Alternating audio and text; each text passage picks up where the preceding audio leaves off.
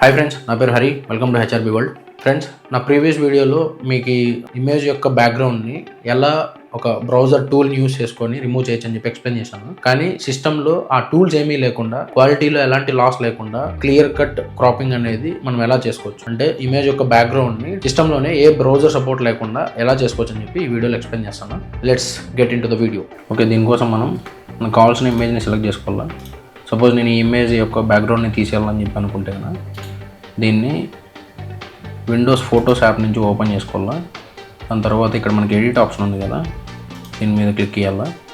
So మనకి ఇక్కడ టాప్లో ఉన్న ఈ ఆప్షన్స్ నుంచి లాస్ట్ ఇది బ్యాక్గ్రౌండ్ అని చెప్పి ఒక ఆప్షన్ ఉంది, దాని మీద క్లిక్ చేయండి. సో ఇక్కడ ఇదేం చేస్తారంటే ఏఐ టూల్ అనేది ఆటోమేటిక్గా బ్యాక్గ్రౌండ్ని మాస్క్ చేసిస్తుంది. కానీ మనం ఇమేజ్ని కనుక చూస్తే కనుక ఇక్కడ చెవి దగ్గర కొద్దిగా పోర్షన్స్ అన్నీ మిస్ అయినాయి కదా, సో వీటిని కూడా మనం కరెక్ట్గా ఎలా మాస్క్ చేసుకోవచ్చు అని చెప్పి ఇక్కడ చూసుకోవచ్చు. సో దానికోసం అని చెప్పి బ్యాక్గ్రౌండ్ బ్రష్ టూల్ అని చెప్పి ఒక ఆప్షన్ ఉంది, దాని మీద క్లిక్ చేయండి.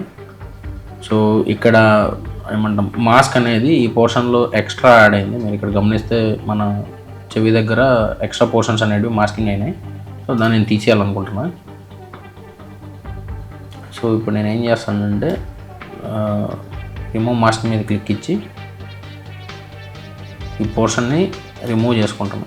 మనకి ఇంకా ఈ టూల్ యొక్క సైజుని పెంచుకోవాలనుకున్నా పెంచుకోవచ్చు.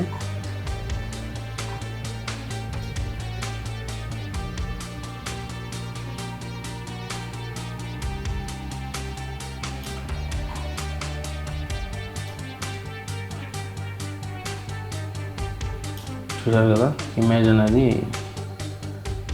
క్లియర్గా క్రాప్ అయింది ఇప్పుడు. సో ఇప్పుడు దీన్ని ఆఫ్ చేసుకుంటే మనకి ఇమేజ్ ప్రివ్యూ అనేది ఒకసారి చూసుకుంటే కదా, ఓకే నాకు ఈ ఇమేజ్ అనేది కరెక్ట్గానే వచ్చిందని చెప్పి అనుకుంటే కదా, మనం దీన్ని ఇంకా డైరెక్ట్ సేవ్ చేసుకోవచ్చు. సో ఇక్కడ మనకి మల్టిపుల్ ఆప్షన్స్ ఉన్నాయి. ఇమేజ్ బ్యాక్గ్రౌండ్ని బ్లర్ చేయడం కానీ, లేకపోతే బ్యాక్గ్రౌండ్ని పూర్తిగా తీసేసి ఇది ఓన్లీ పిఎన్జీ ఫార్మాట్లో కన్వర్ట్ చేసుకోవడం కానీ, లేకపోతే బ్యాక్గ్రౌండ్ని ఏదైనా ఒక సాలిడ్ కలర్లో రీప్లేస్ చేసుకోవడం ఇలా.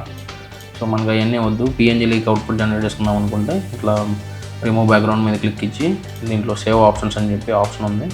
సో డైరెక్ట్ సేవ్ చేసుకోవచ్చు, లేకపోతే సేవ్ యాజ్ అ కాపీ చేసుకోవచ్చు. Better go with save as a copy.